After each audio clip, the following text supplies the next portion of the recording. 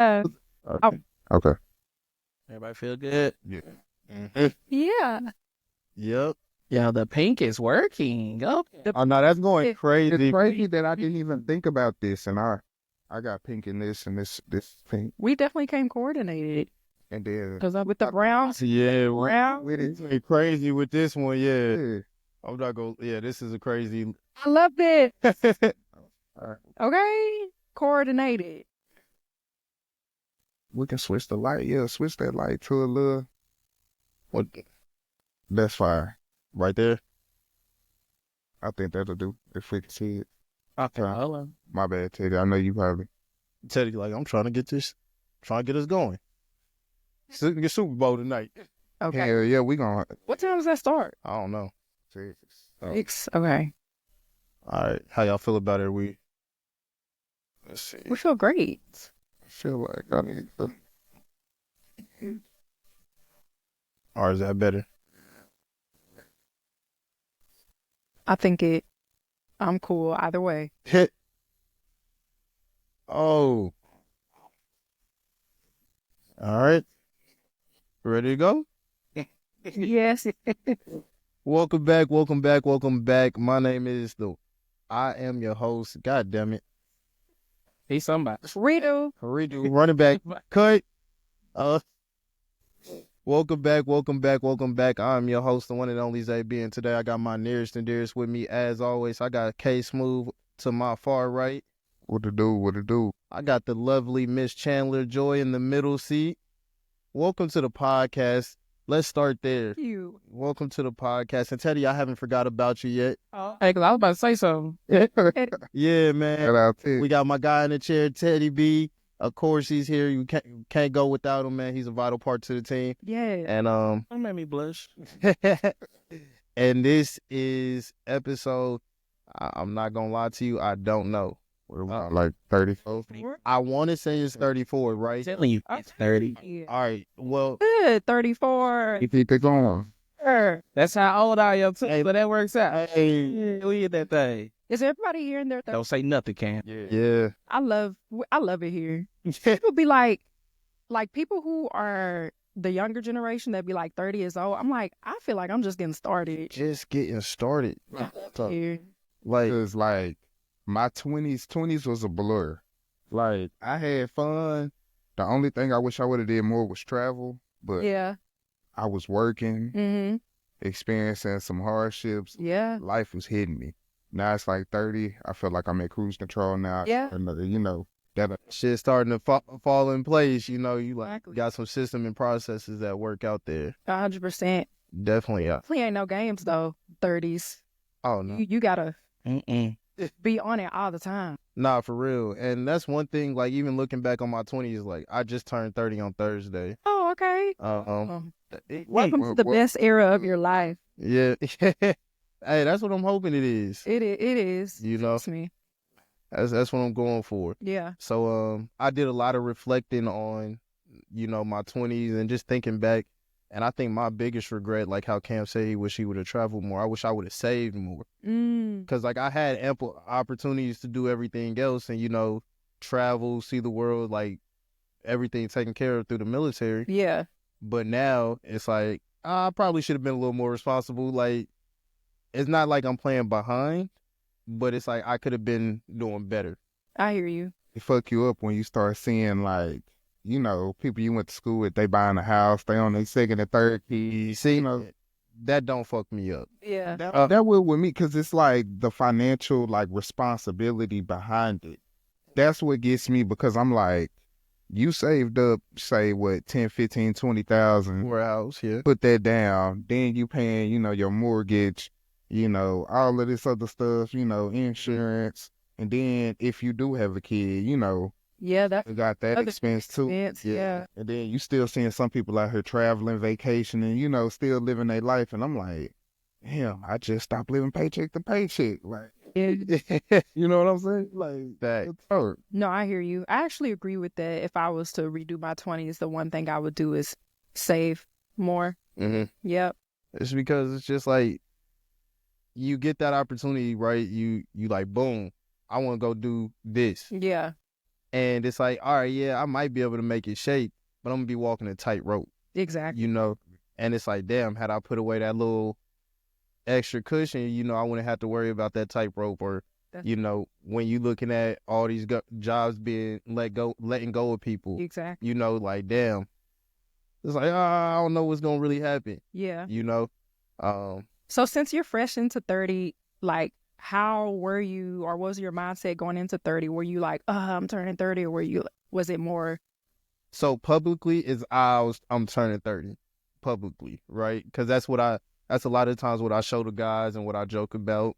Like, I'm getting old. Yeah. Yeah. Privately, I had a string of my late 20s was rough, Okay. you know, from my divorce, moving back home, Yeah. things of that nature, right? I had a lot going on from 27 to now. And I just knew, I think it was like 28. I said, I don't want to go into my 30s feeling the way that I feel now, like just mentally, spiritually, financially, any of it, you know? So I took a lot of time back to focus on, you know, that shadow work. Ooh. and making sure, you know, I'm in a good mental space in my 30s, you know, to be there, kick it with my nephews, you know, have fun, enjoy life, and be able to say like, oh, all right, yeah, I don't really got to worry about this. Like the pay coming in, I'm not really worried about it. And so that's how it was privately. Yeah. Because, you know, the best way to keep something concrete is to keep it, you know, to yourself for a while. That's what's good at the fact you acknowledged you needed to step back and kind of, you know, I would say take a reset and learn yourself and really know what your process was. 'Cause a lot of people out here, they crashing out and they don't even know it. Man, a lot of crashing out energy. A lot of crash out energy. We'll crash out. I'm not gonna lie. Uh-oh. I'm pretty much new to Dallas, and I was just telling a friend, like, I've never felt so much crash out energy in a city before. Oh, everybody got guns. Yeah. That's all it is. She from Louisiana. Yeah. See, it's different out here. It's Try different.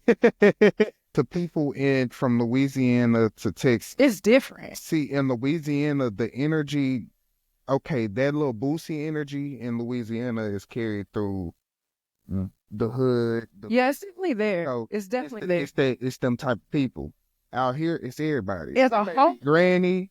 You know, it may be some white dude who, you know, was at the light bucking with you. And they be some nerdy ass nigga, bro. Okay. And Dallas, a nerd gonna get on your ass. And it's just like, who? Yeah, and you doing that. And yeah, keep look. Yeah. Yeah. And you like, wait, what?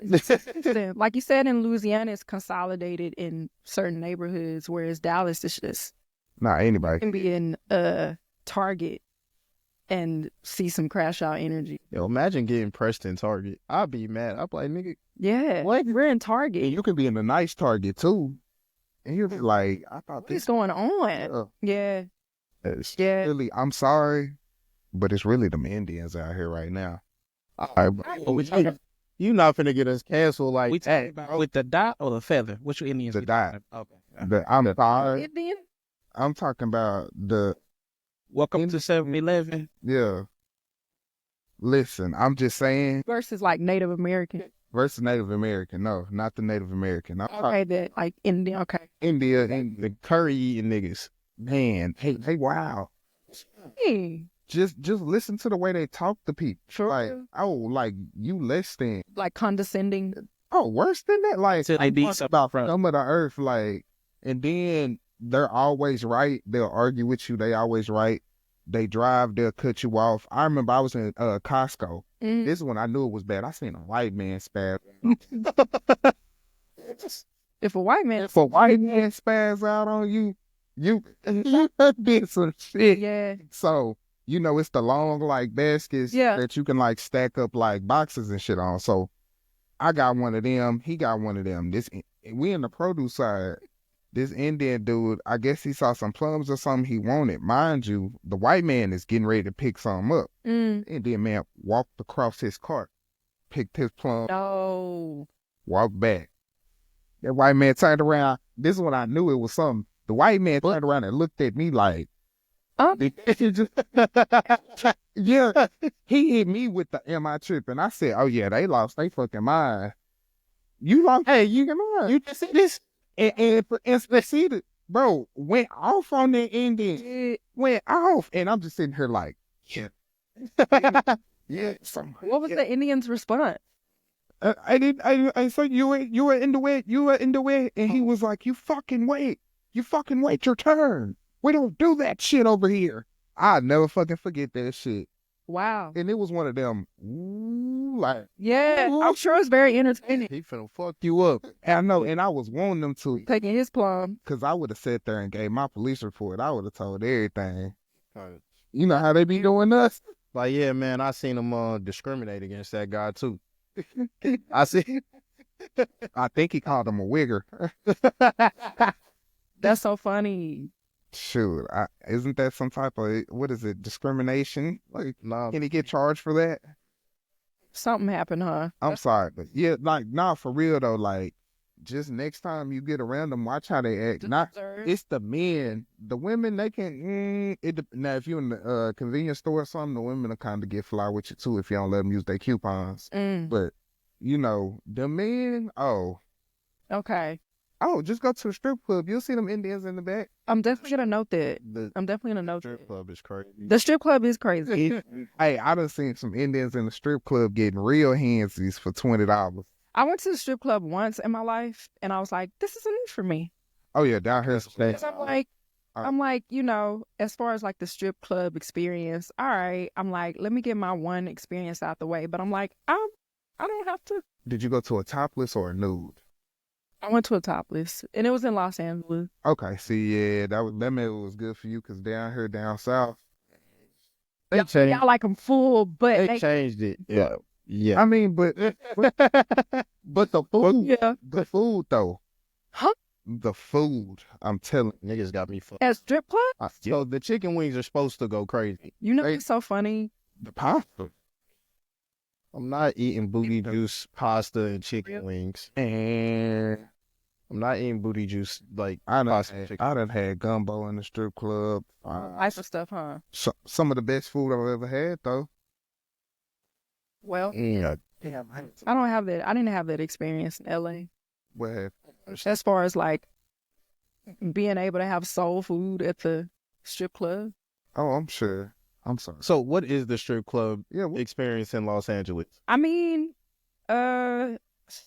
it's kind of a blur because I was going for like a birthday party and it was like 3 a.m. got it. You know what I'm saying? But it was cool. Like, it was all right. But again, it's not something that I'm just like, oh, Going willy nilly to you know what I'm saying? He was like, I'm just here. Yeah, I'm just here. Yeah. Oh, but I was, you was in that hoe. because if I'm here, I'm here. Might as well enjoy the moment. When in Rome. For the moment, yeah. That's one thing about it. Like, I be in the cut, but when I'm out, like, I'm out. And then I'm back in the cut. See, when I'm out, I'm still in the cut. Like I'm very to the back. Yes. See, everybody looks at me crazy when I wanted an explanation. I'm not saying like I don't think about you like that. It's just like, wait, how are you in the cut if you're out? That's what that face. So like when I step outside, when I go to a show, any event, I normally sit back at the bar, enjoy the show. You're not trying to be center of attention. Yeah. Life of the party. You're just in the cut, observing in your own zone. Yeah. I'm not trying to do none of that. I'm probably stoned. Okay. Oh, That be Right. me here for real. like, so just Right. that's where I'm at. So like, but when I come in the house, like I'm in the house. Got you. So, which is why it's also like I'm here 90% of the time. Yeah. Either house, work, gym. Yeah. It's In that order. most you can catch me doing. And then once the weather starts getting better, I'm back on the golf course. He's a golfer. Yeah, man. My partner Arion, if he was here, if Louboutin was here, Lou got me into it. I feel like that's very Aquarius of you to be like into golf. So talk to me, because I need a lot of understanding when it comes to zodiacs. So what do you mean by that's very Aquarius of me? Well, it's a little quirky as far as like if we're looking at the stereotypes. Right. You know what I'm saying? A black man in Dallas, you know, a cool artsy black man in Dallas in the golf. So you guys go Aquarius, they go beyond like stereotypes. So that's one. And two, Aquarius is thrives on a lot of mental energy, and golf is a lot of like mental energy as opposed to like physical. Well, physical too, because Yeah. it's a whole strategy, but it's really a mindset. So much like you stay on that strict path for. Oh yeah, man. I have to work out. It's just a part of my day. But back to golf being like a mental thing, Yeah. it really is, because when you're out there, you have to realize golf is a one-person sport. Like, Yeah. it's just you. And if you miss that ball when you swing, Yeah. whose fault is it? Okay. Because the ball doesn't move. So it's all you. It's all you. So, it teaches you a lot of patience. It teaches, Exactly. like, Ability. yeah. Yeah. And so that was one of the things I really enjoyed about it. How did you even get into golf? My homeboy Lou, my co-host, Okay. Singleton, him and my other brother Tanny, they golf. Okay. And it was always something I wanted to do. It interested me because the business deals are done on the golf course. Yeah. That's so true. That's so true. So, yeah, I figured that's where I wanted to be. So it always had, like, some bit of my interest. Yeah. But once again, like you said, stereotypical. Nigga, I'm not golfing. Yeah. But now I got my homies that do it. I go out golfing with them. My uncle golfs. I golf with him. Yeah. Like, now it's just become one of those things that I like to do. Nice. No, I love that. And you're so right about like a lot of business being done there. Like, you know how many scenes on The Sopranos were on the golf court or the golf field? Do you watch The Sopranos? It takes too long for it to get started for me. It takes too long. You were asleep. That is, you need to watch to Sopranos. watch The Sopranos. It's so good. Well, a lot of their little business deals, and we're on the golf. On the golf course, yeah. Yeah, golf course. See, I guess I'm switched. Real gangsters golf, basically. Real gangsters golf. You heard it here first. And look, golfing can calm your mind, reduce stress, improve your mood, and help you focus on the present. Those are all mindfulness tips. What say about RC cars and guns? Damn, that's what I like. I'm like, I don't do none of that. All I do is mess with my RC car, shoot my guns. Damn, go to work. Y'all leave me alone. That's some big kid shit. And there ain't nothing wrong with that. And that's my thing with like a lot of people, is everybody's gonna have their hobbies. Everybody's gonna have their quirks. It's like, even growing up, I might have thought of niggas. I did. Niggas who watch anime were weird. You thought that? No, I just knew it. For real? Man, my brother watched anime. My baby brother, our homeboy watched it. Yeah. And I just was like, why aren't you niggas outside? Yeah. Like, this is where the action at. Yeah. But it's like, for me and my brother, it's kind of a generational thing too. We're 6 years apart. Okay. So it's like, I get it. Yeah. Especially with the way things have went now. Like, my brother's one of the first members of Discord. Okay. Dweeb. Yeah. Not dweeb. That's hilarious. Oh, I'm definitely calling my baby brother a dweeb. I love Something else I feel like as someone born in the 90s, I feel like people born before 95 versus after 95, it's different. such a huge, You can see the shit. you can see it. Completely different. Like somebody born in 92 such as me versus a 98. Like 3, damn. Okay. Versus like a 97, 98. Already. Come on. Switching. Yeah, we still up here early. Yeah. Hey, The early 90s, that's where it's at. it really was. You can just tell the difference. You know what I'm saying? Yeah. That it's like bad differences, but it's just like, Nah, you're different. Yeah, no, I You think were not born in the early 90s. I think it's a big difference, because you got to think of when memory actually starts to develop, right? Around about 3 years old is when it starts to develop. So for us, our earliest memories probably are still within the 90s. Those kids born after 90, 96, 97, their earliest memories don't come till 2000, after the internet. Yeah. After everybody's families have now got computers and like, Exactly. Cell phones. And, you feel me? I love getting on AOL. Bro. Having a dial-up. okay. Exactly. That horrible. That's exactly what that whole sounded like too. And you couldn't be on the phone and the internet at the same time. Same time. Yeah. Yeah. So if my mom And it's to what- get on the phone or whatever, I'll get off the computer. Get off the internet. Oh, y'all remember LimeWire? Wow, love that's the shit. Oh, Yeah, Yeah. man. How many viruses your computer had? That was one of my hostels. Wait, I heard the music though. Hey, real You talk. read about the road. That's funny. No, that was one of my hostels in junior high. Like, Making please give me y'all playlist, $5. $5. Yep. God, that was- Everybody did.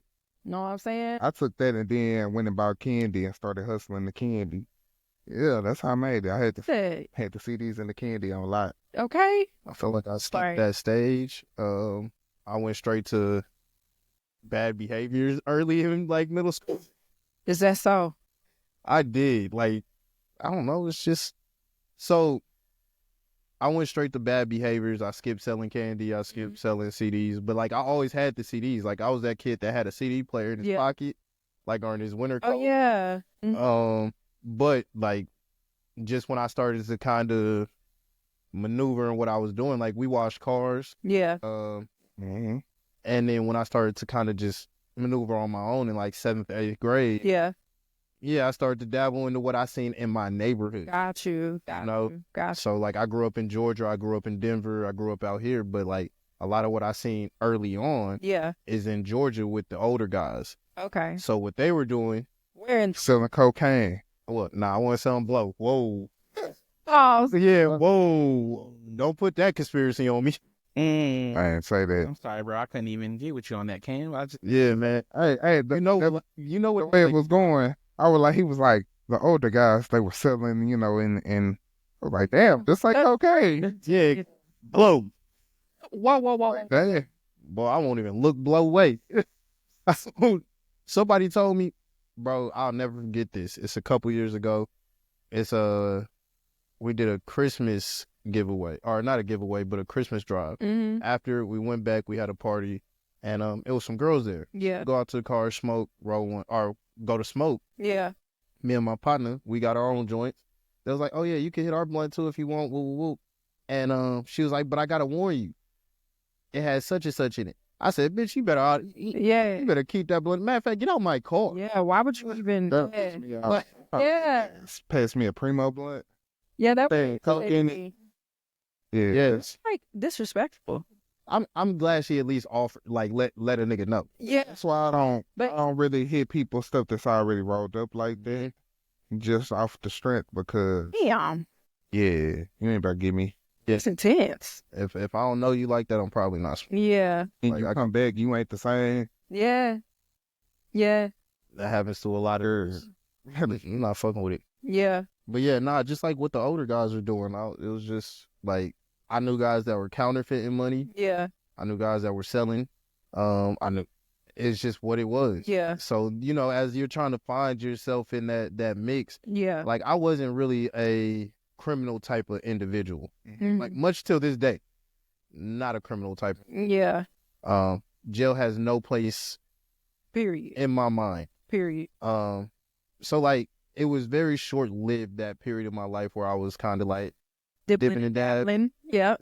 I think one of the things I realized is one nigga shorted me like $2, right? And this is back in the days where it was dimes and nicks. Like, we got to think about this. This is dimes and nicks. You should me $2, $5 Yeah. to $10. Yeah. Now, I had a decision to make. I can either go chase this nigga down, Mm-hmm. or I can just brightly say, you know what? I don't have the energy to be a drug dealer. Yeah. Because I just don't have the patience or care for this. What did you choose? I don't have the patience or care. Yeah. Care about $2, man. Forget this. Yeah, Yeah. like, I ain't making nothing off this. No way. not at all, bro. Like, Damn. go ask my family for some money or something. Yeah. Right. Like, there's other ways to do it, and that's what I would like young YNs to employ. Like, there's more ways to go about life. Way more ways, especially in this economy now. Like, you can be a gamer. You can just sit and play games all day and make money. There's so many ways. Streamers and gamers are making more Than like rappers, like artists, 9-to-5 niggas. Yeah. that shit crazy. Yeah. So With that said, YNs, there's more options. Pick up a PS5. Bad behavior. Yeah, you might have to Real. pick up a PS. yeah, and like I don't understand. Like I do in a sense, right? Because I understand circumstances. Yeah. I understand the area that you're brought in. I understand how. I'm finna do it.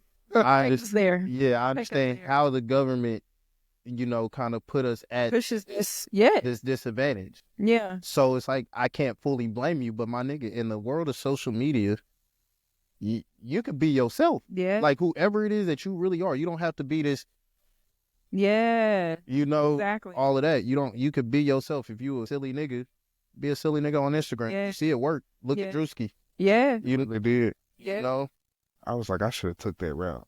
what, being a silly nigga? I mean, I could have did the whole Drewski shit, but Too late. nah, I don't want to copy nobody else stuff. Well, you can be your own type of silly. Mm. Not saying that you're gonna be Drewski silly. I personally don't resonate with Drewski's type of silly. I know a lot of people love his comedic style, but I don't.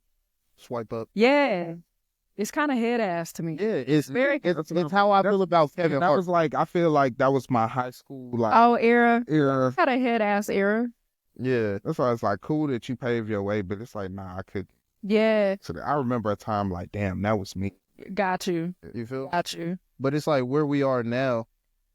Like I really enjoy the podcasting space Yeah. because that gives, you know, us as the old people, you know, a platform to really speak, share our experiences, Definitely. share our life, give opinions that nobody asked. Yeah. But I guarantee you, there's some game in it. Yeah. So that's where that is. Yeah. I definitely agree that the podcast is a great platform for us millennials because I always see it as like right now in this time, we're kind of in the middle. We're not the youngest adults, but we're not the oldest adults. Mm-hmm. We're just here in the middle, you know? And yeah, it's interesting. I got a question. So, like, you saying being in the middle, has it hit you now to where you were looked at as like being young, but now like the younger, like, say young ladies are looking at you like, yes, ma'am, excuse Yeah. me, ma'am, can you? And you like, wait, what? Like, you talking to me? Yeah. Talking to Once they know my age, but they got to know my age first because people think I'm 17, That's what I was saying. 18. But Black that's what I was saying. prevalent. You're in that middle because, like, Yeah. you can still get treated. Still look, you know. very young. So it's like you can get treated like a kid sometimes, but then you got so used to being in that bracket to where like we grew up respecting our elders and So stuff like true. that. So true. So now that like our elders are now our peers, it's like instead of Miss Karen, like, damn Karen, I know. y'all pass me that paper, Right. like it fool with me. So like, Yeah. damn, like my 50-year-old coworker is literally he getting paid the same amount of Yeah. stuff like that, like. Yeah. Like, come here, Mr. Durrell. Like, can you help me? Yeah. Nigga, fuck you, Durrell. Y'all pass me that. And it's also interesting too, because like when I was say like 4 or 5, me picturing a 32-year-old, I'm thinking like, oh, you're, you know, Grown. married, kids, Mhm. you know. I'm 32 now, and I'm like, how did I get here? And this is not what I pictured as a 5-year-old, as, you know, what a 32-year-old woman, you know what I'm saying? Yeah, looks I like, get I guess. because I didn't. So I'll be honest, I didn't know what to expect at 30. Like just even making it this far, I'll be one of the first to admit I never thought I would live this long. Dang. Yeah, I didn't think I would make it to 30. Can we unpack this? Because why? Oh, I was living wild. Living wild. Like honestly, like I said, I started dabbling into bad behaviors in middle school. Yeah. I was already a hothead. I was Okay. already, you know, around certain individuals and certain lifestyles that kind of Yeah. I gravitated to. Like growing up, I gravitated to trouble. That's what I do. Yeah. Or what I did. Mm-hmm. So then along the ways, like I think moving to Texas really changed things for me. I talked to my mom about that a lot. Mm-hmm. Moving out here, I think really changed my life and like where I was going. Okay. And then once I joined the military, like I was still a wild nigga. Yeah. Like I was still a YN to the fullest. For real? Man, Look, classic story behind him. What? I'm a wild nigga, like getting in fights in the club. For real? See, you don't get YN energy. I know we have a very limited interaction, but I'm low-key an empath, and you don't get YN energy right now. I'm definitely a crash out underneath all this calm, cool, and collective. Hey, yeah. I'm definitely, You can take it there if need be. if need be. Do you know how to retain it now? Yeah. Okay. I've been through enough therapy. I've been through, you know. Yes. Thank you. We love black men in therapy. It's something I advocate here. Yeah. I definitely do because it's something that's helped me tremendously. Good. And I think everybody should probably look into it, you know? Man. So, but with that being said, like, that's what kind of helped me. Like, I was one of them dudes, like, I might smack the shit out this leader today. Like, Yeah. whatever, what we gonna do about it? Yeah. So now I've gotten older, and, like, I used to be a heavy drinker. Yeah. I used to do, hey, man, mom, dad, let it go, I'm grown. Or just pause it and skip to the next part, mom and dad, if you don't want to hear this. My mama know the truth about me, though. Got it. My parents, like, we have an open relationship. Nice. That's good. So, but not like I used to be heavy on ecstasy. Mm-hmm. So, like, for a long time, like, there was a lot of, like, drug abuse that Gotcha. people didn't know. And Yeah. things of that nature. So, yeah, I didn't know if I'd make it I see. this far. Okay. Just through my own wildness. Gotcha. So, Cam? Oh, I mean, Yeah, why didn't you think you were gonna see 30? I was living wild, like the little mini gang life. Okay. Like, we was doing some wild things. Like, when I first came to my new school out here, when I transitioned, Yeah. the first weekend, like, kids from my old school, we came to a party, and they beat up everybody in the party, started shooting the party up. We on the ground. Of course, every kid from my school seen me on the ground with guns drawn on me. And so, That's traumatic. yeah. Niggas have traumatic life. That's what I'm saying. Like, Like, just being black and American, like, the black American life is just traumatic, like, normally. yeah. Like, I've had a baseball bat swung in my head at the bus stop, like, going to school, 6th grade. And you gotta think, like, what that does to a person. That's why I'm so glad you advocate for black men in therapy, because it's like, y'all are born into just a traumatic life uncontrollably. Yeah, it's... You know what I'm saying? Y'all didn't ask to be here, let alone come here as black men, which I think is the best option that God could have gave. Oh, God, it had... Come here as black men. It's nothing like it. But at the same time, that also comes with a lot of trauma for no reason. You know what I'm saying? Mm-hmm. Well, I'm glad y'all are still here at 30. Oh, yeah. Keep pushing at 30. Yeah. Y'all are still here. You gonna keep pushing. We're gonna keep pushing. You feel me? The goal is to get old, you know? Exactly. So that's what we're gonna keep doing. Do y'all have kids? No. Oh, Do y'all want kids?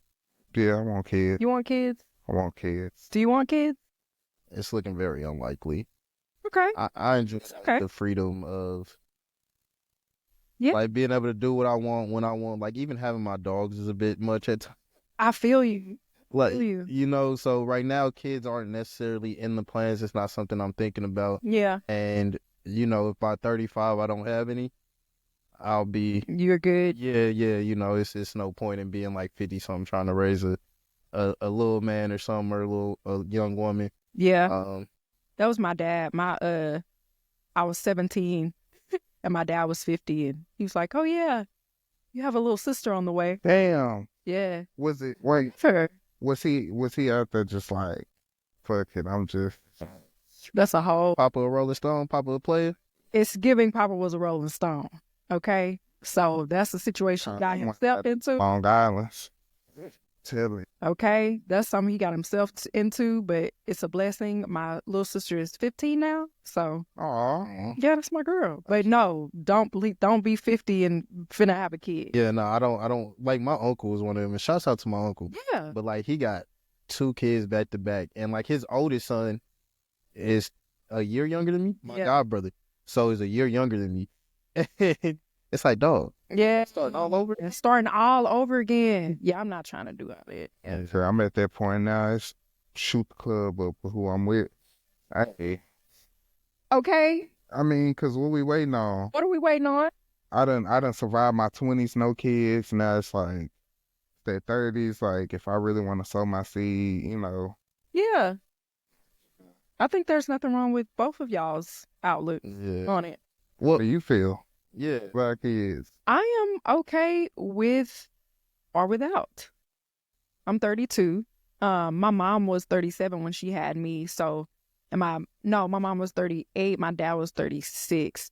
So I'm okay following my parents' footsteps and having kids later, Like, you know. But I think if I had to choose one, yeah, I would like to experience motherhood. everybody keeps telling me fatherhood is something I should experience. Yeah, brother.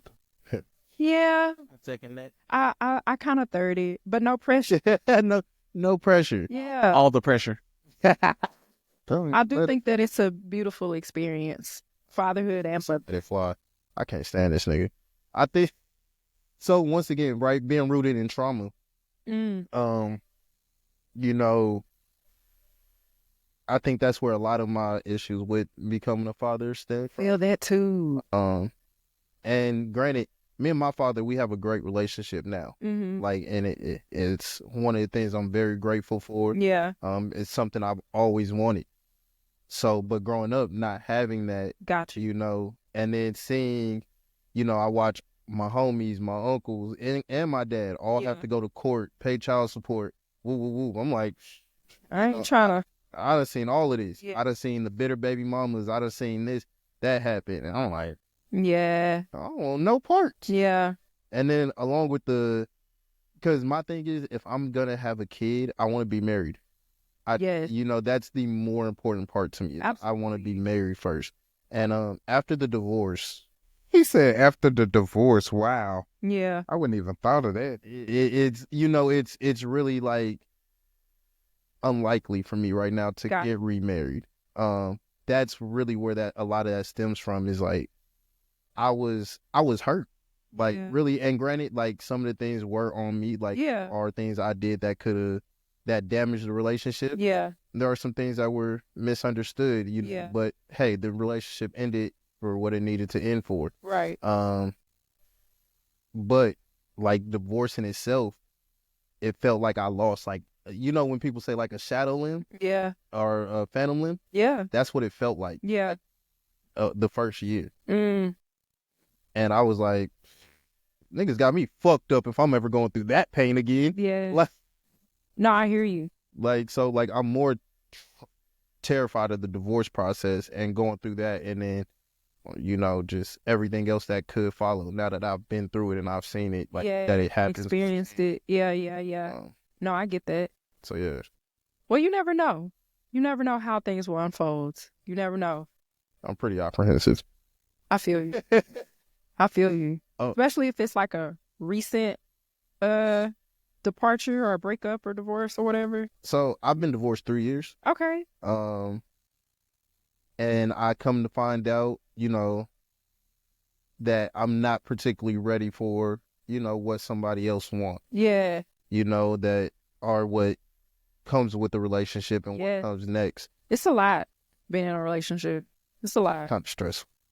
Yeah. It's a lot. It's a lot. It definitely has its pros and its joys, but like anything else, it's, you know. Mm-hmm. And like, right now, I'm so focused on the work that we do here. Yes. The work that, you know, my day job. Yeah.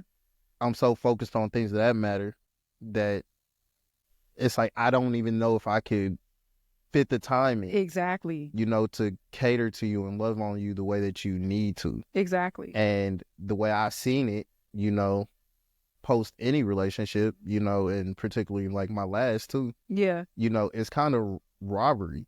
You know, it's kind of unfair to you. It's not even kind of, it's unfair to you because I'll never really be able to give fully everything you want. Yeah. Because I want something far over here as a careerist. Exactly. So. Exactly. And with relationships, like, you have to compromise. Even if, whether it's like subtle, in a subtle way, or like in a microscopic way, or like in a macroscopic, like, you're going to have to compromise on some level. And there are certain phases in life, particularly like in your 30s, well, in your 20s too, but like if you're in your early 30s or just 30s in general, if you're single, a lot of that time, like, is not on the level of like compromising, you know, because it's just like, you're a careerist, you got a lot, you know, it's 30s, it's game time, like, you feel me? It's compromising. And that's where I always struggle at, honestly. Yeah. I'm not a good compromiser. Like, I'm also very Aquarius of you. Very Aquarius. Y'all's way or no way. Nah, for real. Cause boy, I swear, if y'all don't get what y'all want, y'all will turn around and be like, don't fuck with me. Yeah. Give me what I want. Yeah. Need that. Yeah. On God in heaven.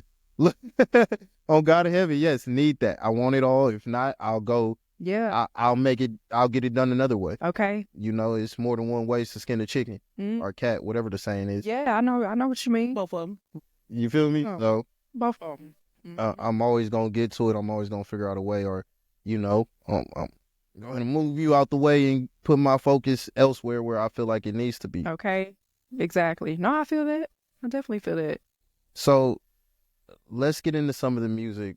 Yeah. Quick. Let's get into it. February 6th just came and went by. It did. You dropped a new single. I did. It did. Yes, it's called Put Me in My Place. So talk to us about Put Me in My Place. It's very sultry, very sexy, grown and sexy. Yeah. Very much so. So Put Me in My Place is written and spoken from the lens of a very feisty woman who loves when a man can put her in her place. And I'm going to quote one of our favorite aunties, Jill Scott, who said, if you can tell me what to do, you can tell me what to do. But if you can't tell me what to do, you can't tell me what to do. So Put Me in my place is from the side of a nigga allowed to tell me what to do. You know what I'm saying? And I'm sure y'all can attest to this, or y'all have had experiences like this. Just happened not too long ago. And kids, parents, fast forward this part, or just don't judge me. But this happened not too long ago where I guess it was one of those days where maybe I was like irritable, or like maybe just a little feisty, or had a little spice in my talk. And my dude gonna say, you need to get fucked, huh? Yeah. To get fucked. And I was like, what? But then I thought about it, I was like, damn, I do need to get fucked. Probably need something. Yeah. That's normally first assumption, like, yeah, she needs some dick. That's safe assumption right there. That's so funny to me, because it's just like, I don't know how to look at it from a male perspective, you know, but I know it was just funny to hear him say that, because sometimes we do. And one of the lyrics on my song is like, yeah, I talk that shit when I want you to put me in my place. Or like, if I come off too harsh to you, I might want you to put me in my place. And that's the dangerous part about it. Let's talk about it. Some of y'all really, like, y'all be talking and getting a little disrespectful, but y'all want us to just, you know, snatch y'all up and, you know, get that skin-to-skin contact. And it be like, dang, you ain't got to hurt my feelings with it. Like, hey, like, I'm going to give it to you. And I'm sensitive. Yeah, I'm sensitive. Yeah. So I'm like, yeah, I may come back and really hurt your feelings with words. Yeah. And not with this pain that you was wanting. So Yeah. I'm like, I'm depriving you. No, I'm deprived. I love it. Yeah. I love it though, because I done had to learn, you know, that whole putting you in your place, because that's how sometimes, you know, she be wanting. So Right, at the end of the day. yeah, at the end of the day, you know, you gotta, you know, check her real quick on the phone, like, Yeah. who the fuck you talking to like that? Like, you know, like, I love that. yeah. But okay, so maybe I wrote that song for the women who don't know how to communicate. Like, hey, I just want some tender love and care. True. So, ladies, if you need that from your man and maybe you don't know how to express it, just play Put Me in My Place instead of having an attitude, okay? True. All right, we'll get the hint. Trust me. Yeah. We will get the hint off of Put Me in My Place. Yeah. I Yeah. got a question about one of my favorite songs that I was going through your discography. Okay. The Homie Lover Friend. Baby, I can be a lover. That is my shit. Yeah. That is my shit. That's my favorite. Because like men, like Yeah. for us men, you describe like what we want as far as, because a lot of women, you know, y'all think like this whole dolled up persona, like y'all are trying to be this, you know, this woman that your mom maybe was, you know, this whole, you know, hard woman, when sometimes like we do just want y'all to be, you know, the homie where we can sit back and, you know, talk the shit with. You know, sometimes we do want to come over here and, you know, you have on your nice little, you know, stuff on. Yeah. We, making love, shit like that. Sometimes I just want to call on the phone and talk to you. If I go through my call log, you the one who, mainly on my call log. So Yeah. it roped it in perfectly on what, like, I'm going to say me, I want women to understand what men out here want. And that was basically a perfect, woman. To me. It damn near is, especially because I love Homie Lover Friend too. You? And it's for a lot of the same reasons. When you look at it, I like to call my significant other like, oh yeah, that's my nigga, that's my dog. Yeah. Like if I don't feel that way about you, like that means I probably can't talk to you about it. I probably can't just sit around and bullshit or, stay up till 2 a.m. Yeah. Talking about whatever. Yeah. One of the things I used to do was I would stay up, me and my ex-wife would just stay up and talk till like 2 a.m. about all types of shit. Yeah. Stocks, everything. Yeah. Just sit there and listen. Have a conversation about that stuff. But we would also be able to stay up till midnight, wait on the newest music to drop, and then listen to it together and take it in and like break it down. Yeah. So like that's what I look at when I'm like, damn, yeah, I need a homie. Yeah. Like, come on. Yeah. So yeah, that like it does encompass what men are looking for. It's almost like Homie Lover Friend is almost like Rather Be Your Nigga by Pac. Like in a R&B. I love you feel me? I love that comparison. I really do. Like that's really what it feels for me. Like instead of being so gangster and hard about it, this is what I probably need to turn the knob on. Yeah. So yeah, no, that was definitely a deep cut. So you mentioned your dude earlier. Yeah. How has I seen you entered your lover girl era. I am in my lover girl era. So how has that affected, your music and then, just your songwriting process, the things you decide to write about? Right. Well, as he's an artist too, a great artist, great producer, a great songwriter. If anything, it's just provided more of a space for me to be like creatively free. Okay. You know what I'm saying? Just having someone to like run ideas with and everything. And it's so funny because I tell this story. Lover. You feel friend.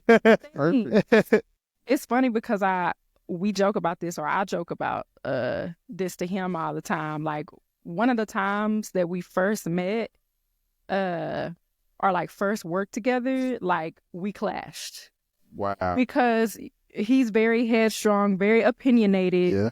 And we're opposite in a lot of ways, where I'm very calm and like chill and laid back with the shit. Especially like in a creative zone. But I think he was just on go and he was just ready to be like, okay, so what are we doing? And he was just very opinionated. And it was just like, we definitely clashed. Like, nigga, chill. Yes, exactly. I was just like, first off, you don't even know me like that. And do you even know my discography? Like it was definitely, I definitely had to be like, whoa. And he definitely respected the boundary and everything like that. But I always think that that's hilarious that like our first studio session, I was like, who is this nigga? Like, get him out. Yeah. My manager, I was just like, yeah, this lucky dude, he's so opinionated and has so much to say. Like, what the, who the fuck? Like, who does he think he is? Who does he think he is? There we go. Miss, I've been doing this since I was 4. Okay. Understand? No, that's exactly how it was. Does he know my resume? Like, yeah. Like, what we, like, let's really get it through it. You had to play him that demo from when you was 10, huh? Yeah, I did. Oh, I did. Oh, no, I didn't do that for real. Oh. It definitely like, Google me. You know what I'm saying? Like, and I don't like to be like, my dad tells me all the time I'm too humble. You know what I'm saying? But one thing I did learn, not to make this about him, but one thing I did learn in Dallas, like, you can't be too humble. Yeah, because niggas will be like, we'll walk over you. You know what I'm saying? Mm-hmm. Whereas like in LA or in Atlanta, like if you're in a room, like people already just know that you're there for a reason. You're not going to be in certain rooms unless you have the talent and the accolades and the experience, et cetera, versus in Dallas, I don't know if you just Anybody can be in there. yes, and if you're the type to just like not feel the need to brag or not, people will niggas like I done had to correct a few, not just you know what I'm saying. I Yeah. to be like Because what I'll what say is that? I'm trying to figure out the Dallas It's creative some thing. people. The thing is like money don't mean nothing to nobody down here Mhm. because you got the oil tycoons that are majority billionaires. Yeah, You got these multimillionaires. You got the tech that's coming down here. yeah, You got it's a lot of entrepreneurs that have, paved their way. So yeah, as far as you could be next to a celebrity and stuff, yeah, and you could see everybody around act like it's a normal person. We don't Yeah. care yeah, because it could be Joe Smo got just as much money as he do, and you Yeah. didn't even know it. right. So that's where, as far as the don't care attitude, everybody gets treated the same. That's why you see a lot of celebrities coming around here. They got a lot of houses out here. They get off out here because you could be next to, the oil tycoon, and he throwing a party every weekend, and he got the block jumping, Yeah, and you thinking it's the NBA player, but nah, it's him. it's really him. Yeah, Yeah, they player at home meditating and shit. so, I mean, really tripping about the being treated the same, because I don't give a damn about fame. It's more so the like people treat me as if I don't know what the fuck I'm doing. And that's the part I'ma speak to. Right. Yeah, So the thing that I noticed, I've been out here since I was 14. So by all intents and purposes, I'm from the Dallas-Fort Worth area. definitely.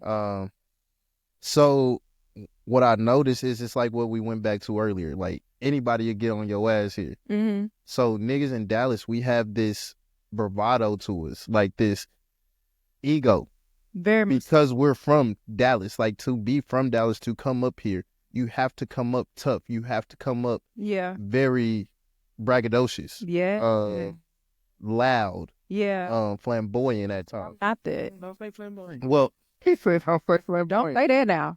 well, But I know what you mean. Like thank you. definitively, flamboyant just means My personality is out there. it's your dictionary. Yeah, like my personality is what it is. Yeah, And that's what it is about Dallas as a whole. Like, interesting. See, I didn't know that. yeah, you start looking at some of these women too, these Instagram models. Yeah, You notice like they have real loud behaviors. yeah. They're very flashy. They're very quick to show off what restaurant they went to, Interesting. all of that. But it's a part of that. I like to call Dallas the Hollywood of Texas. Mm-hmm. Like this is the LA of Texas, if you ask me. Houston is the Atlanta of Texas. I feel that So like we have our own little vibes. for sure. Austin is the Silicon Valley of Texas. We have different Got you. energies. Yeah, And here we have more of that energy of, one, nigga, I don't know you. yeah, Two, nigga, I am who I am. yeah, Respect it. And it don't gotta come with no accolades. You gonna respect it because I'm from here. yeah. And I think that's what a lot of times people get when they get here. And like, that's why they think of us as unfriendly. Like a lot of people think of Dallas as an unfriendly place. Like we're not, like our Southern hospitality is very fraudulent to a lot of out of towners. So how do you feel about that? Cause you are out of towner. I am an out of towner, but I'm also a Southerner. Yeah. I come from 3 hours up the, you know what Right. I'm saying? Like, but there is a different, like, the Southern hospitality that I come from versus the Southern hospitality here is just, it's incomparable. But it's like at the same time, Louisiana, we ain't no punks. Like we not finna. That's why it's like the Louisiana energy is, it's ratchet city. So it's just like we can take it there, but like there's a humility that we have just naturally. But like if somebody try to play us, like yeah, it'll was out. But like what I've gathered, I guess, is just like I'm still trying to figure it out, honestly. But another thing, too, that I want to get your opinion on, and this is specifically like in the music creative like world of Dallas. Mind you, I'm still discovering more because I'm sure it's different pockets within that community. Mm-hmm. But so far, the pockets that I've observed, it's like it's very passive aggressive. Like there's been situations, not that I'm tied to or anyone that I'm close to is tied to, but just observing, being the observer that I am. This person will have a problem with this artist, and instead of just the two artists talking, it'll be like, well, I feel this type of way, and then a mutual friend will convey it to the other person. Well, he thinks that you da-da-da, and she thinks da-da-da-da. And it's like, why don't y'all just talk about, why is it so passive aggressive? Yeah. And then it'll be like somebody has a problem, but if the problem is addressed, then it's like, nah, I don't feel no type of way. Well, clearly you do. I don't know. Just stuff I'm observing. Am I tripping? No, you hitting it real talk. So the thing is, people's egos get in the way because everybody feels self-made. Everybody feel like they had to get it out the mud. Everybody feel like can't nobody tell them shit because they did this, they did that. Uh-huh. But we all doing the same shit. Like we all doing the same struggle. We all doing the same whatever in some shape, form, or fashion. Right? Now, me personally, I can't really speak to that. I lived in Oak Cliff, but I am not of Oak Cliff because my parents took us out, took us to the suburbs, and I never had to actually struggle, so to speak, in my childhood. Yeah. So even just on that, when niggas know me off of that, yeah, I get a lot of passive aggression because your parents want shit. Okay. I don't. None, but everybody has an ego because again, they feel like their struggle is harder than everybody else's. It's very passive aggressive. That's the only word that I can. It's not productive for the community. It's not. Say hello, nigga. We on air. Coming in, man. Wow. We got a first caller. Hey, man, that's Louboutin. He's calling in, bro. We just talked about you. We gave you your own little joint, shout out and everything. But yeah, that's Louboutin. Yeah, he wants to be here. Well, you're here in spirit. I'm God. You're gonna have to run it back. Definitely. Yeah, man, we're gonna have to run it back when you get here. Yes, sir. Y'all just hit me when y'all get done, man. All right, this shit show, brody. Love you. Love you, Nick. All right. My bad. It was Arion, so I felt like I had to answer that. You feel me? Mine was still buzzing. I had to answer and hang up. Can I ask you a quick question? What's happening? So, me being in my 30s, I noticed that I do say I love you to a lot of my homeboys. Yeah. A lot more now. Yeah. And it's only because a lot of us already dead. They gone. So it's like the ones you got left, you want to. And it's like the young niggas that I hang out with, or like the little teenagers next door. Whenever I say I love you to somebody that's not my wife, they like, you love it? What the hell? Like, it's like, bro, you don't understand. You don't understand. Yeah. You just don't understand. You lived through shit and you see you was riding with this person. One day I did everything. Next day they gone. Man. That'll mess with you. Yeah. So, all right. I got answers for both y'all's questions. Yeah. Who wants their answer? Who wants their answer first? Doesn't matter. Yeah. All right. So to your question, the passive aggressiveness in the city, or just within certain circles. This is my opinions. Oh no, but you're 100% right. Okay. Like, because I'm even guilty of it. Okay. You know, like I having an issue with somebody and being like, fuck that nigga. But me as an Aquarius, yeah, you know, it's automatically like, fuck that nigga. So a lot of the times, like, we end up in the same rooms because we all have to be. And we don't really want to be in the same rooms, but we all know, like, once again, semi-retired crash out. Let's semi-retired. You know, hey, let's just not take it there. It's a semi for me. Like, I still take it, sir. Yeah, you know, like, I'm gonna get with you for sure, but you know, it's like, all right, you know what, we gotta occupy this space. Yeah. We are grown, we are 30. Yeah.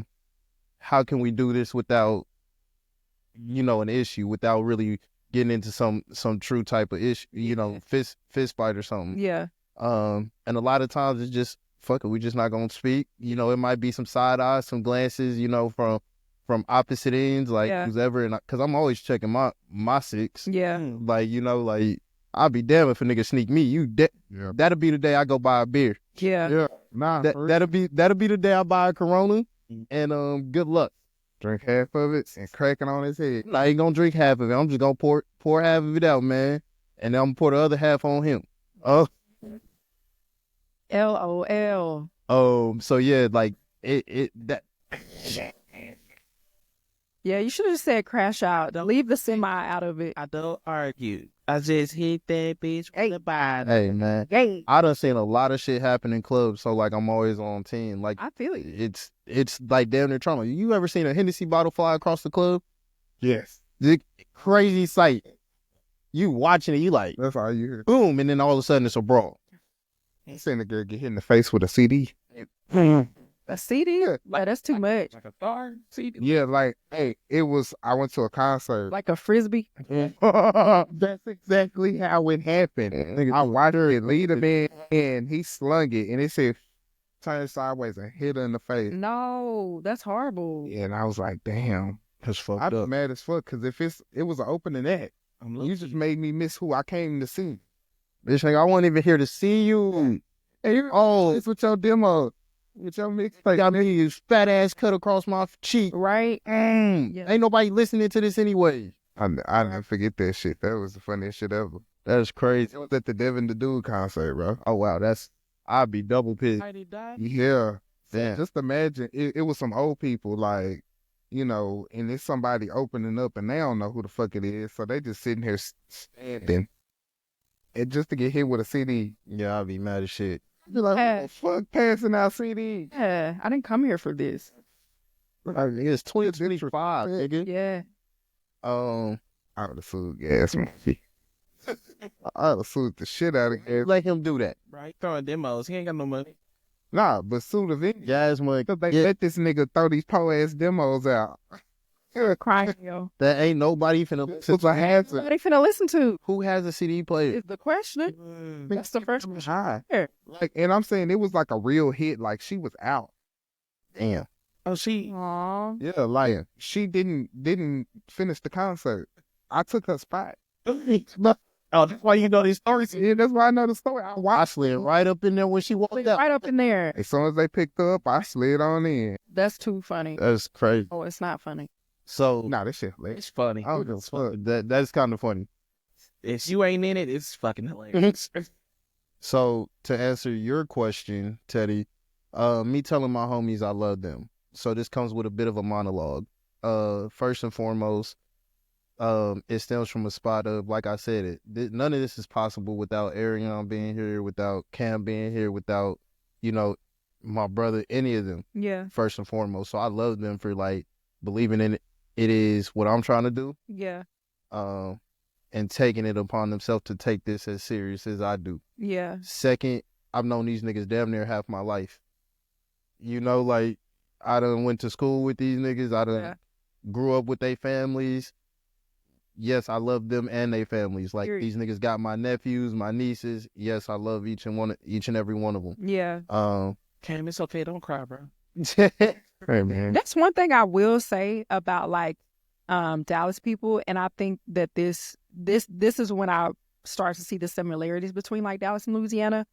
When y'all fuck with people, y'all fuck with people. We really Like y'all are loyal. Like y'all will take people in as family. That is something that I have peeped. I'll give y'all that. I will give y'all that. As long as you mesh within it, Exactly. it's all love. It's nothing, you know, nothing that we gonna hate about you. Period. We gonna accept you for who you are. Mm-hmm. You just gonna rock out. Yeah.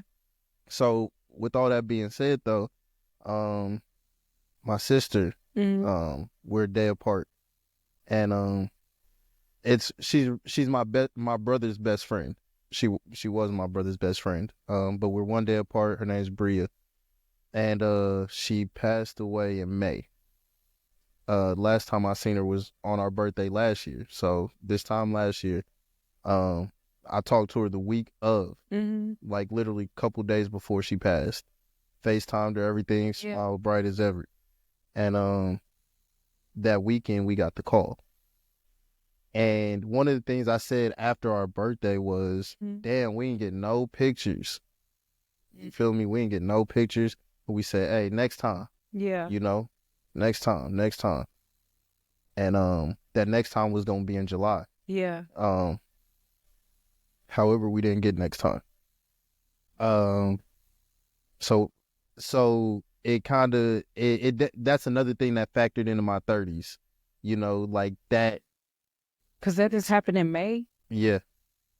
So like that's another thing that kind of shaped how I felt about my 30s and the people in it, and really just enjoying those moments Yeah. with my loved ones, with my friends, like taking a moment to look around and see who's here, Yes. you know, because you don't really know when it could be the last. You don't know when, you know, you could wake up and Instagram says, you feel me? Yeah.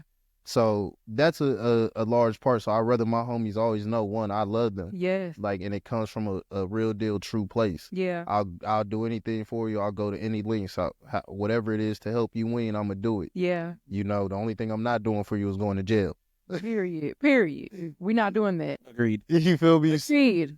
So yeah, that's kind of where that stems from. Just making sure, like, I feel like amongst Black men, like, we don't hear "I love you" enough. That's We don't. You know, and so somebody like, We don't. yeah. Hmm. So like, it's especially amongst each other, we walk around with so much tension towards each other.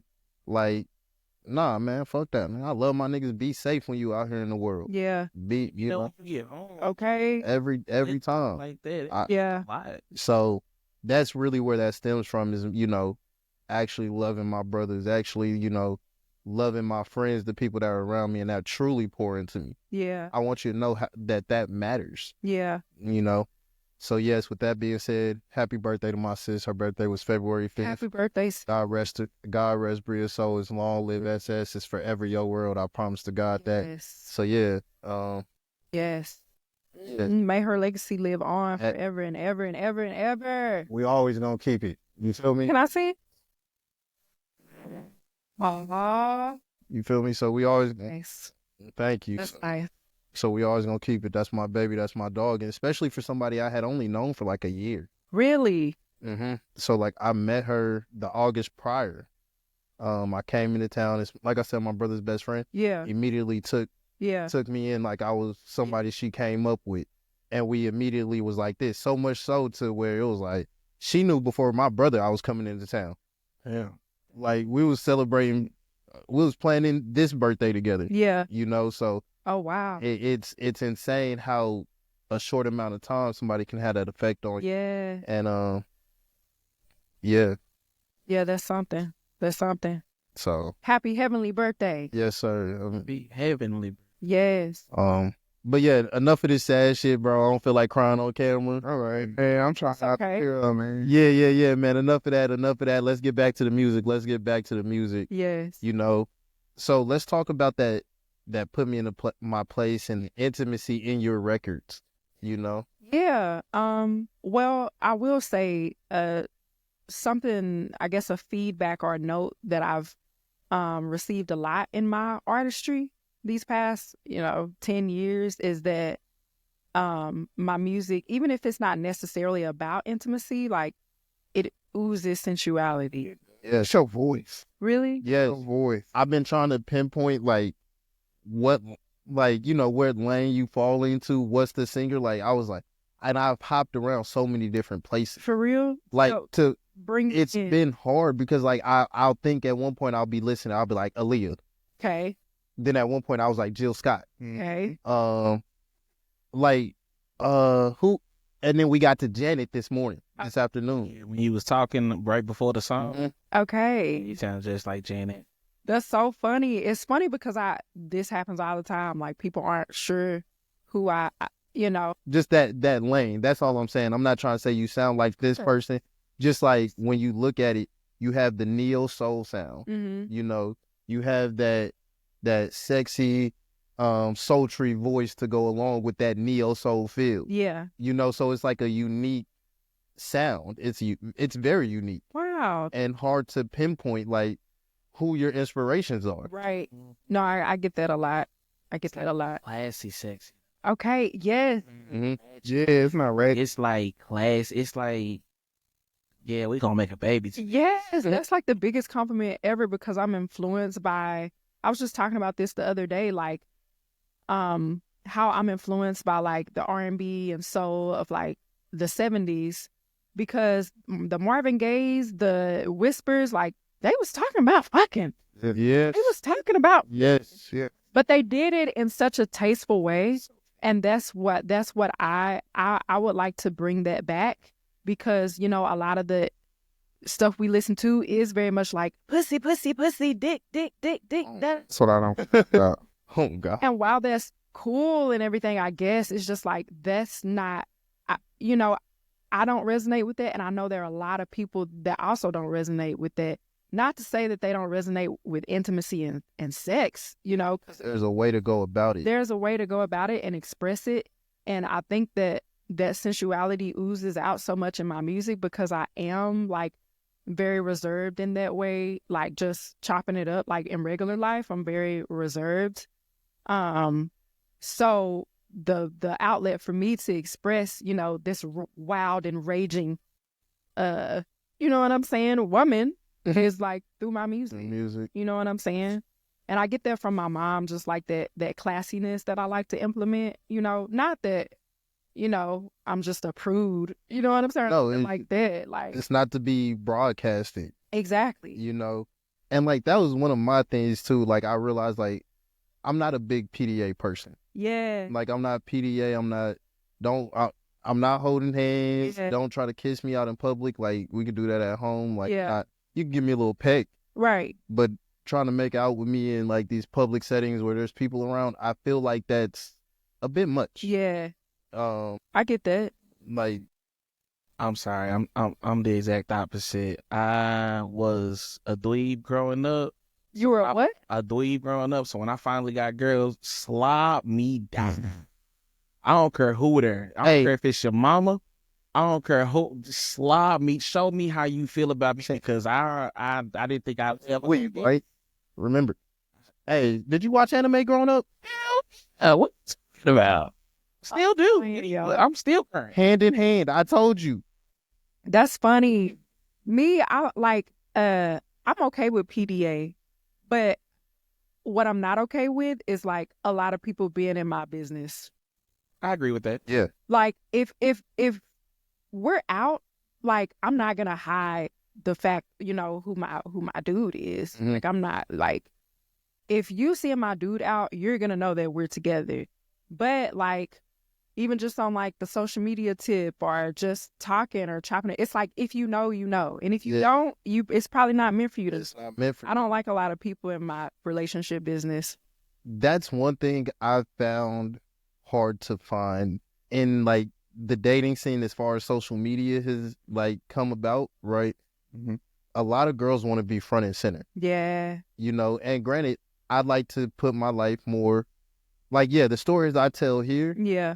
Are the stories I tell here. Yeah. And typically no names, you know, oh, shorty, woo, woo, woo. But as far as like posting on social media, like I'm not a nigga that's going to do a Woman Crush Wednesday. Yeah. I'm not a nigga that's going to put you on my story every day or, you know, or have you posted on at least my public page. Yeah.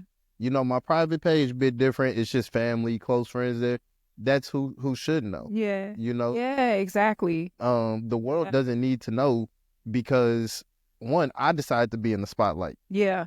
You didn't sign up to be, you know, put on my page for random niggas to follow you. You know, that shit actually really pisses me off. Yeah. You random niggas, weird niggas, quit doing that. No, it's a thing. It is. Like, somebody did this to my ex-wife. Yeah. Like, it was back when Clubhouse was really jumping, right? Okay. So I was in a Clubhouse room. People would go to my page. I would have, like, you know, my ex-wife on there or something. Yeah. And then all of a sudden she gets a follow. Mm-hmm. And she's like, do you know this person? I'm like, no. And then I'll go and I'll look and try to see where I might know him from. I met you on Clubhouse, bro. We don't know you. Why is you trying to follow my girl, bro? Yeah, that's interesting. Like, that's very weird behavior, and like that's just something I'm not okay with. Yeah, that because of reasons like that, and just other reasons, me and my dude have had a talk where we've mutually agreed to kind of dial back on the social media tip. Because you even said something earlier, and I really liked it. I'm gonna paraphrase, but you were basically saying, if you want to make something concrete. Yeah, if you want to keep it concrete, the best way is to keep it to yourself. To keep it to yourself. So it's no shame in me and my dude's game at all, but we learned from experience, like showcasing our relationship too much on social media just had a lot of unwanted and unnecessary opinions and just people all in our business, and I'm not okay with it. Yeah. I personally You know what I'm feel saying? like it's an invitation for niggas. It is an invitation. You're inviting. You're so good. Say it again. I personally feel like it's an invitation. Don't make me laugh. Say it again for the people. It's an invitation for negative energy Yes. in a relationship. The marriage that I am in now, we Yes. just hit a year in November. Congratulations. And Oh, thank you. yeah. Before that, granted, I didn't post a lot to begin with. Yeah, Really didn't post a lot with her because I wanted to low-key kind of keep it to myself. for sure. And like Zay said, the important people that should know, they did know. I know. You know what I'm saying? And she passed all the important people test and all that good stuff. But like, just like y'all said, I'm not doing, what is it? The crush on a Wednesday. Yeah, Wednesday. I'm not posting every time we go on a vacation. Yeah. Mostly because I don't want nobody to rob my house. But Oh, well, yeah. like, I'm not posting all that stuff. Yeah. All that's for us. I take a lot of pictures and videos about our life. But Yeah. I don't post any of it. Like, I have millions and millions of photos and pictures of me and my wife, me and my daughter and all that, but I just don't post any of it. I get that. You have to really protect, especially in this day and age. And we learned the hard way, my dude and I, because we started off with a bang. We're here. We love each other. We're in love and all that. And it still applies. Yeah. But it's just like, it was too much. You know what I'm saying? Mm-hmm. And I'm like, and then the same thing, like, he might have people follow me and it's like, or Yeah. vice versa. You know what I'm saying? And so I had to kind of initiate that conversation, like, babe, Like, I don't like this. I don't like this. I don't like, First. because who the fuck are y'all? It was a situation, and I don't, like, it is what it is. But I had went to what Double D's. Mhm. I had went Right. to Double D's. Let's hit this. Me and my girl Zan. And why? Because my dude didn't like this either. But why did some random person that he ain't even really cool with, like, talking about their associates, but they ain't even cool, like talking about sent a picture of me minding my business To him. Like, to him, like, oh, I see your girl, where you at? Why aren't you in the spot? That She grown. She, like, I'm aware where she's at. I have her location. that right there was that what made me be like, okay, yeah, nah.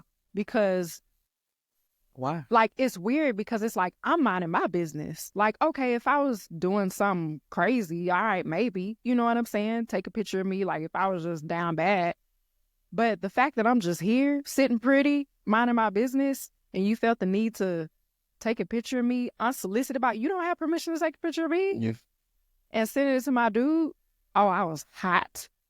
I think this is weirdo. Yeah, I didn't like that. So, yeah, Specifically, nigga. I don't know who you are, yeah, don't do that. but you a weirdo. You're a weirdo. And whoever follow your ex-wife from Clubhouse, you're a weirdo. Like, Like, I can understand if, your Discretion. wife was looking for, like, social media clout or whatever, if she was one of those people. But if it's literally just you up her through him and she wasn't looking for that shit, like, yeah, I totally agree. Weirdo. Like, It's weird. super fucking weird. Cringy. Yeah, it is.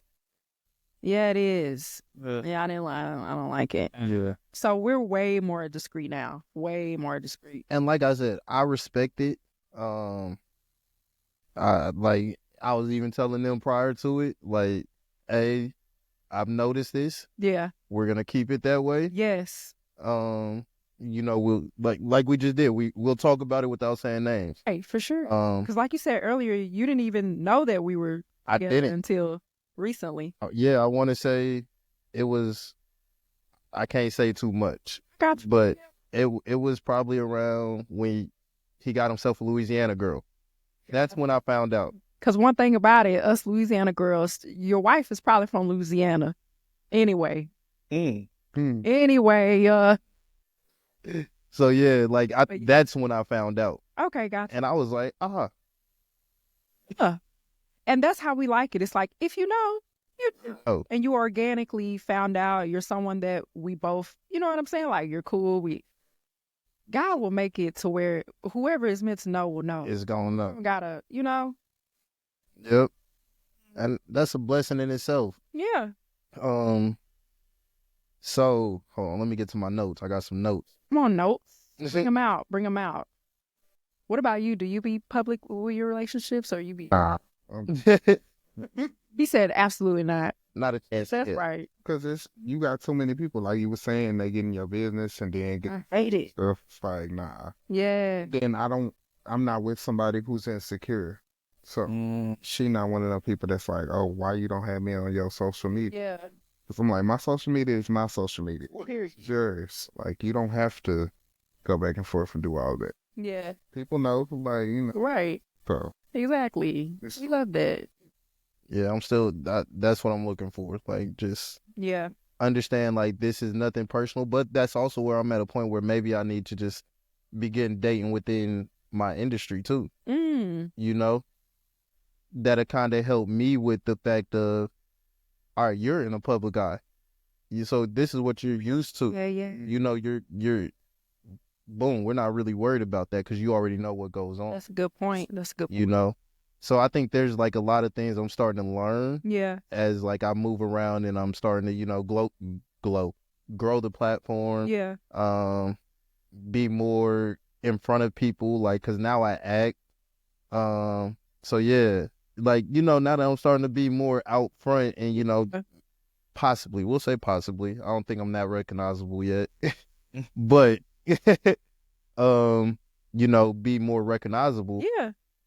Then I think that's kind of the way that I have to move versus like, okay, like I would like somebody who's not in the industry. I would like to, you know, it's like when I was in the Army, right? I didn't want to date a soldier because we go through the same things. I want to check work at the door. I don't even want to, you feel me? That's a good point.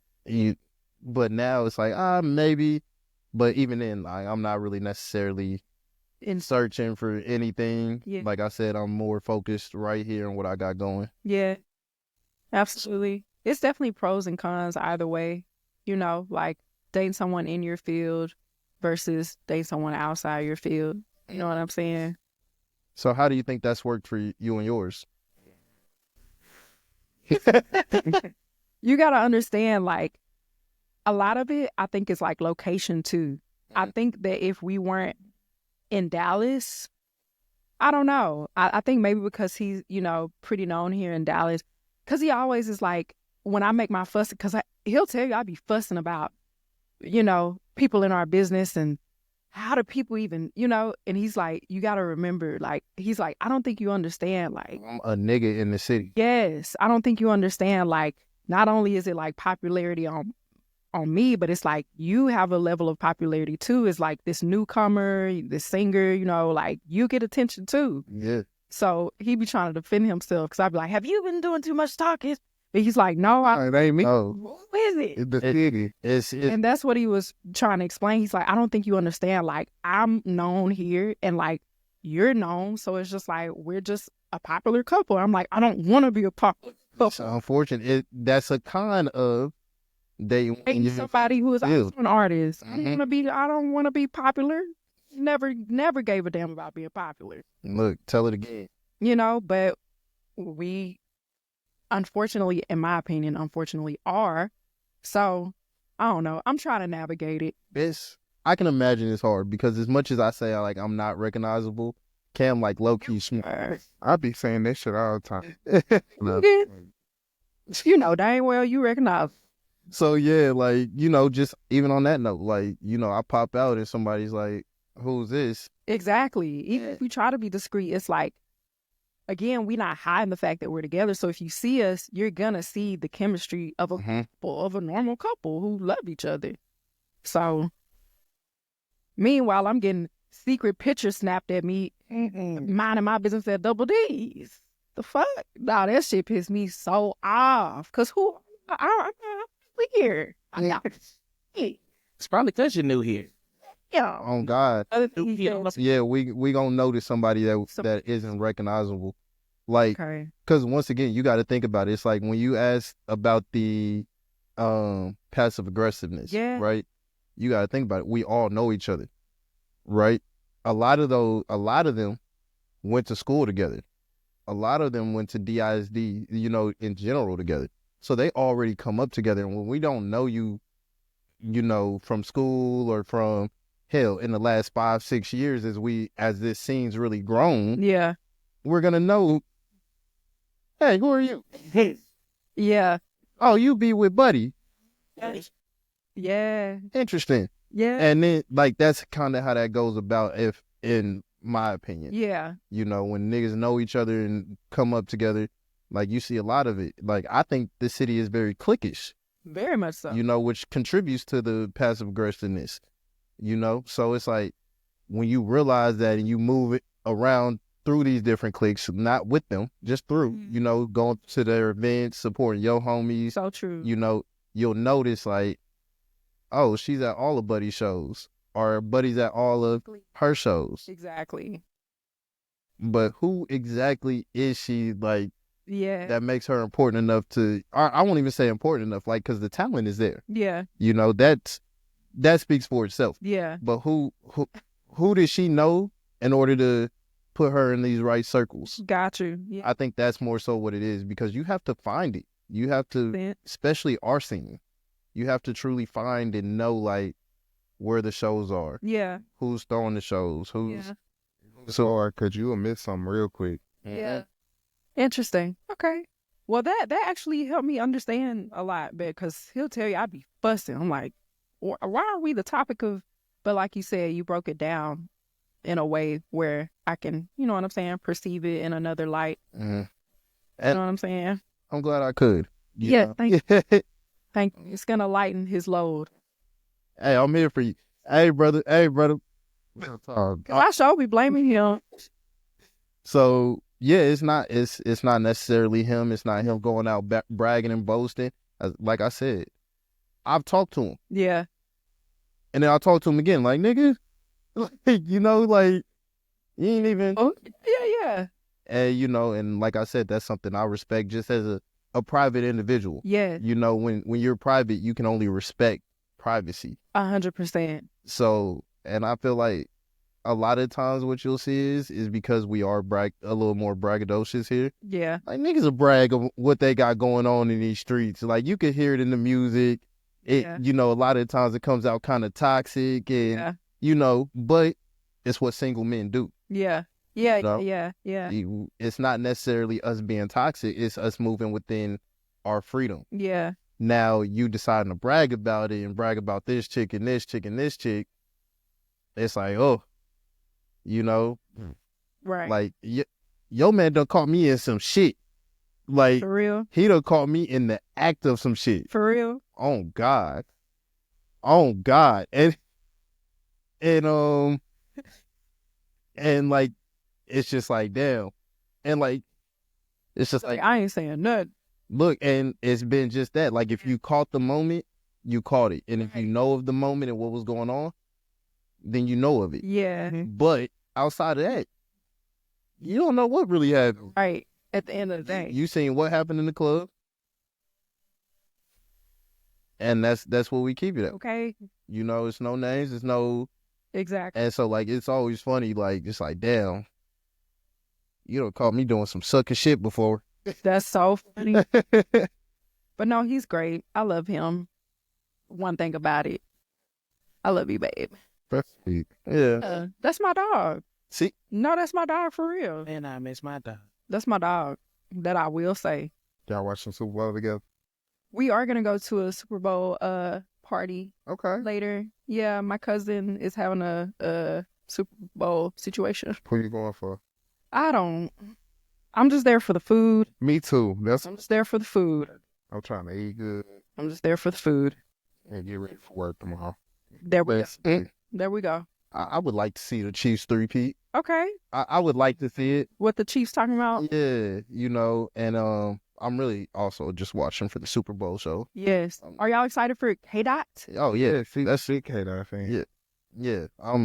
I like to think I'm from, like, that school of thought that Pod, K-Dot, a lot of Wu-Tang, too. Yeah. Like, that type of... They are in the same cluster. Yeah. Yeah. Like, I'd like to think I'm from that school of thought process. Yeah. You know?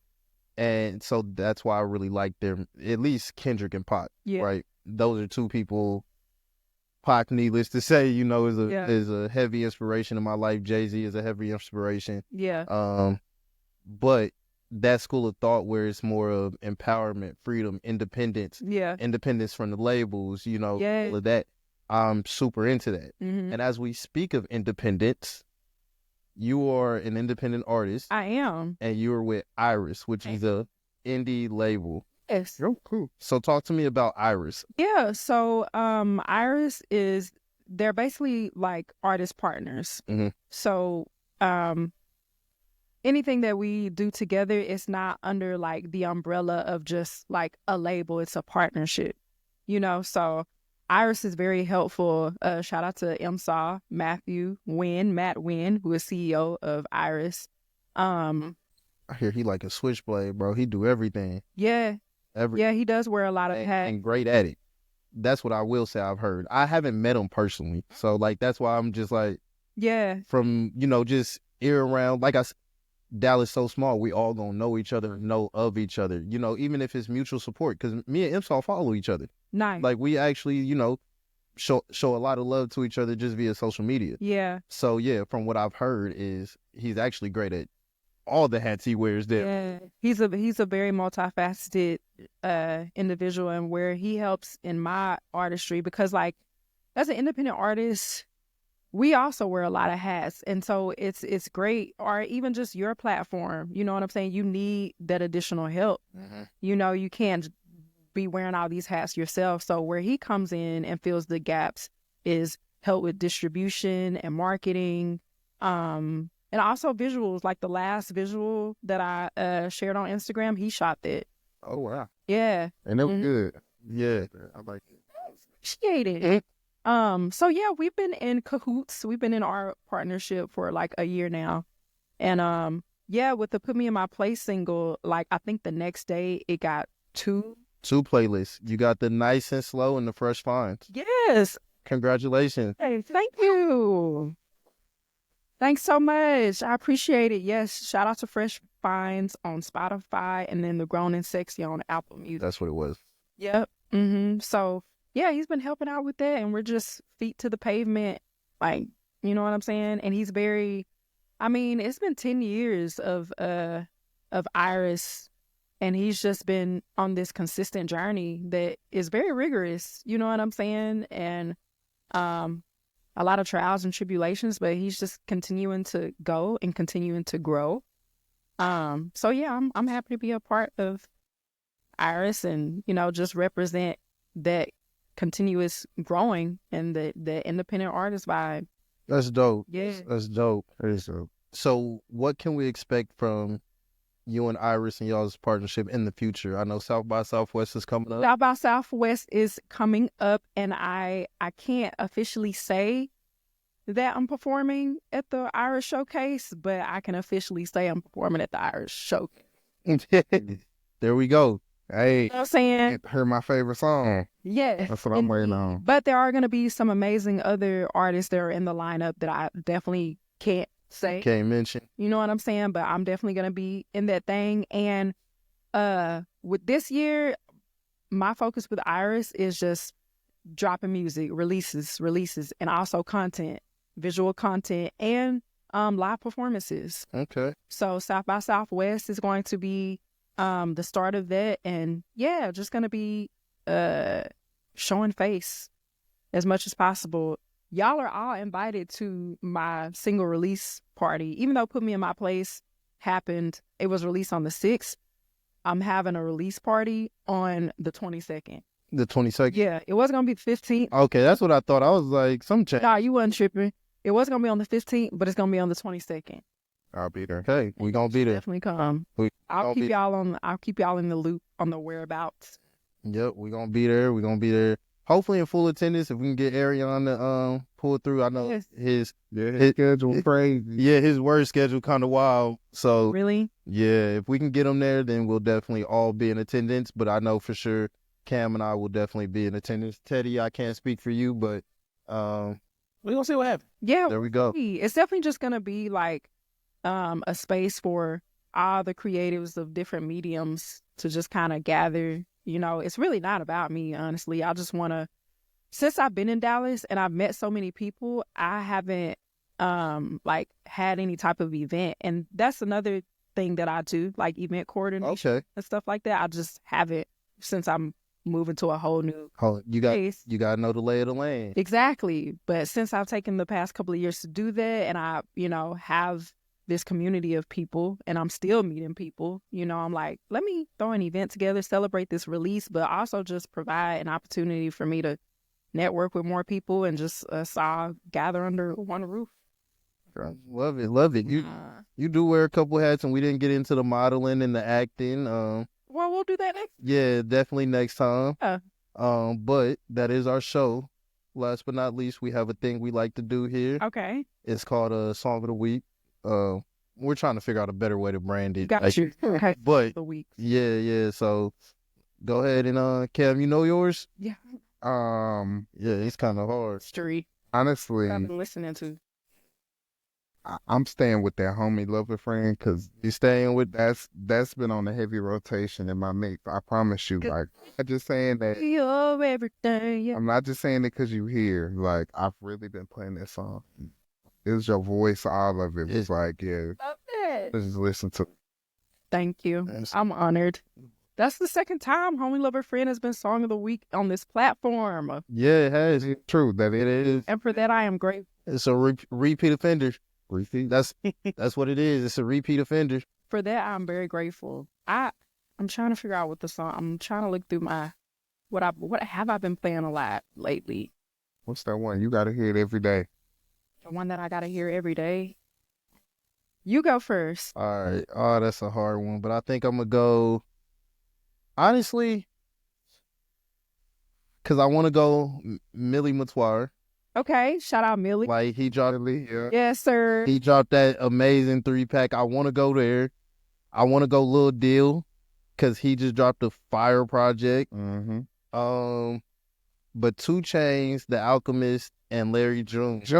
Oh my God, they all got a joint album together. Joint album, and it's you need a jam. Crazy. Yeah. What? And on that note, I think I'm going Generation. 2 Chainz, Larry June, The Alchemist, Generation. That is a hell of a combo. It's a crazy album. Perfect. Like, you would never think them 3 together. Well, Larry and Alchemist. 2 Chainz in that mix. 2 Chainz flow perfect. Holy. What? Holy. Hey, thank you for telling me this. I love a Larry June and the Alchemist collab, but then you add the 2 Chainz. Holy. Oh yeah, I'm checking that out as soon as I leave here. What? That's my shit. With that being said, okay, that means that I have to. This is hard, y'all. It is. This is cause Song of the Week. I am gonna go with I really like this artist. Her name is Haley Knox. Have y'all heard of her? No. Okay. You got to put us on, so I will. To Check out Charismatic Charismatic by Haley Knox. That's my Song of the Week. Because the first line is to keep it real, I'm not that friendly, I'm just charismatic. I respect it. And I relate. Yeah, like I'm there. Like, you feel me? I'm not that friendly, I'm just charismatic. Yeah, like I'm a likable person. Yeah, I'm approachable. You know what I'm saying? I don't think I'm not approachable in public. Like he's not. You had somebody agree. Yeah, I'm just doing he's stuff. Not approachable. Got the chair stuff. I hear a lot of times that I look like I'm not approachable in real life. It's just straight face. Yeah, like I showing off. For real. Yeah, I just be in the cut. Like I said, I just be chilling. Like if you come up and talk to me, oh, you see, I'm. Yeah. But if you gotta get there first. Yeah, you got to get past the mean exterior. Right. That's so funny. My dude gets that a lot too. People don't think he. But meanwhile, to him, I'm like friendly. I'm like the friendliest. But I am friendly. I know the line said I'm not friendly, the song, but I am very friendly. So but not to a fault. You're not friendly, you're approachable. Yeah. Yeah. Approachable. I got a warmth, I have a warmth to me, but I'm not, I ain't no punk or nothing. So, you know what I'm saying? There we go. But thank y'all for having me so much. Of course. Wait, before we get there, we gonna run these outros, but we gotta let Teddy B get his Song of the Week off. Come on, Teddy. He thought he was getting off. I know. I was waiting, brother. Period. Waiting with Xander like patience. No. What the fuck is that? It was a quote I got off of was it Dave Chappelle show? Oh, okay. I thought this thing was about to say Star Trek or something. But nah, I ain't that dweeby. I didn't get into Star Trek. Breezing by George Benson. It's an instrumental. It's kind of old school. Okay.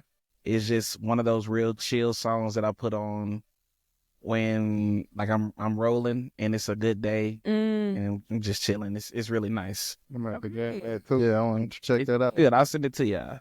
Yeah, it needs that.